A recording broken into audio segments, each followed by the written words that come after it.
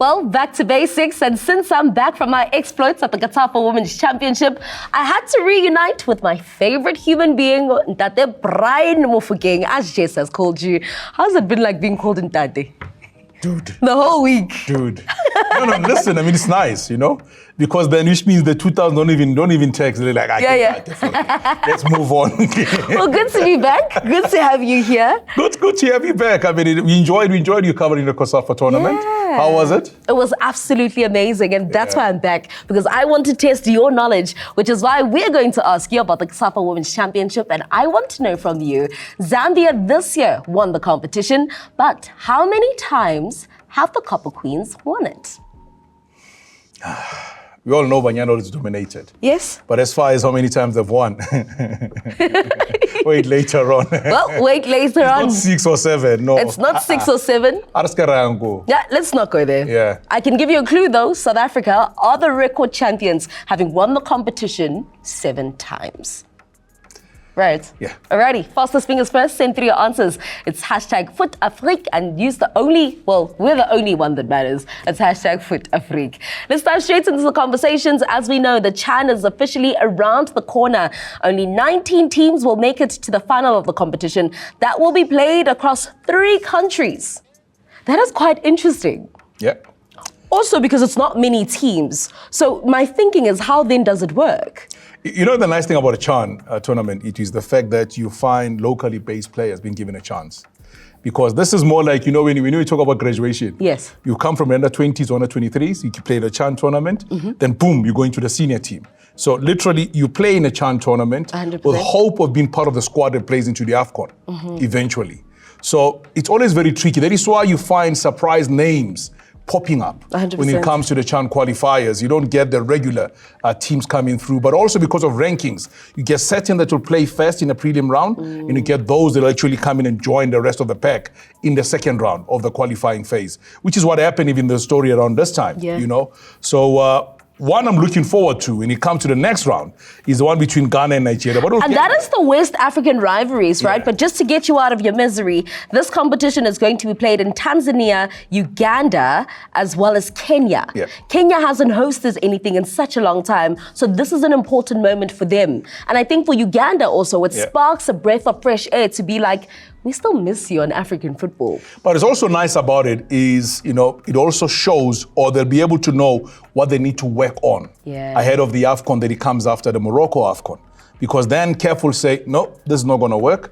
This will work, this won't work. So you'll be able to see what is working and what is not. Because the inspection will be done by CAF continuously to make sure and monitor that everything is okay. So well done to the East because they were hosting the tournament. But also there were some moments where we saw some teams coming through and eventually advancing. Namibia needed penalties to be able to win their match. You know, also Kenya were in the qualifiers themselves. They eventually lost out.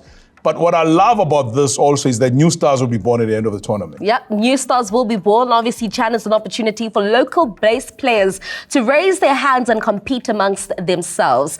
Now, I want to know from you that West African derby situation we're going to be seeing. Ghana, we know where they currently are at. Let me know, do you think they have a chance in this? Listen, I mean, Chan tournament is very tricky because it's your local-based indigenous players only that play. You know, Nigeria got a lot of players that are playing outside of Nigeria. Do Ghana, or does Ghana have enough players that are locally based who are strong enough to be able to compete at this level? That's another story. Because you look at the CAF Champions League and CAF Confederations Cup, we're not seeing Ghana dominating the space anymore. So it means Nigeria still have some players. But how many of those teams that are playing in Nigerian league, that are playing in the CAF competitions, are locally based players? Because you might find that they have players, but Nigeria, what I love about it is we usually use the local players. So you will have a lot of those. So that'll be another interesting one. But having that rivalry, what does it do for football? I mean, we also see Cote d'Ivoire go up against Burkina Faso. What then does what do those rivalries spark? But the nice thing about this, you know what, there's a good and a bad side to it. The good side is that you want to have a Nigeria-Ghana playing in the playoff to eventually have one of them advance. It will probably give the one that advances into the competition a better chance to win it, but also robs of a chance to have that rivalry in a competition proper. That's what it does to us, Okay. you know. But then, I mean, we've seen some other countries, Eswatini have qualified into the Yes. next round. They have to still play those matches.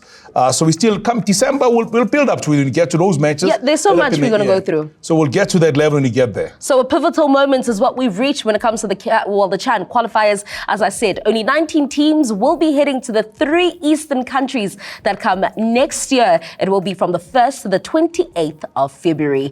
For now, though, I did say Adelane is going to keep you in the loop with the African stars that are shining within the Premier League. So let's go out and find out from him about his diamonds of the week. Hola, Absheni. Itu, I'm so glad to have you back. Now let's talk about the African diamonds I have for you all this week. At number 3 this week is Nigerian right back, Ola Aina. The versatile fullback started his 9th of Forest's 10 league games this season and sealed all 3 points for the Reds in the 78th minute. The Super Eagles defender opened his account for the season after unleashing a vicious left-footed shot into the top corner. Bang! That winning goal pushed Forest to 3rd place, their highest position in 26 years. Oh, shit. Coming in at number 2 is Antoine Semenyo. Now, this Ghanaian international dominated Manchester City's Kyle Walker and got himself a goal. I've been critical of Semenyo and didn't think he would step up from Bristol City to the level he has done now. But he's making us all proud. Bournemouth beat Manchester City 2-1 to end the champions' 32-game unbeaten run in the Premier League, all thanks to the Black Star. Coming in at number 1 is Mohamed Salah. Now, the Egyptian king simply refuses to leave our number 1 spot. He just can't stop scoring. He fired for Liverpool yet again against Brighton and moved the Merseyside team to the top of the table. Mo Salah registered 12 shots in the game. This is the most in a single Premier League game for him.